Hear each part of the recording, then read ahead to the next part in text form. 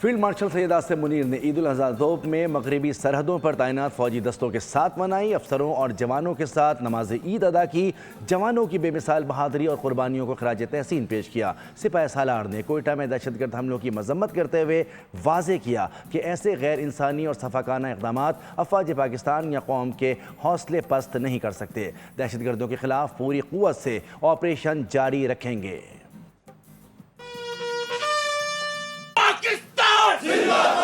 پاک فوج کا دہشت گردی کے ناسور کو جڑ سے اکھاڑ پھینکنے کا عزم، فتنہ الہندوستان اور اس کے سہولت کاروں کی بزدلانہ کارروائیاں ہمارے عزم کو کمزور نہیں کر سکتی۔ دہشت گردوں اور ان کے سہولت کاروں کے خلاف پوری قوت سے آپریشن جاری رکھیں گے۔ فیلڈ مارشل سید آصم منیر نے ہم دشمنوں کو دو ٹوک بتا دیا۔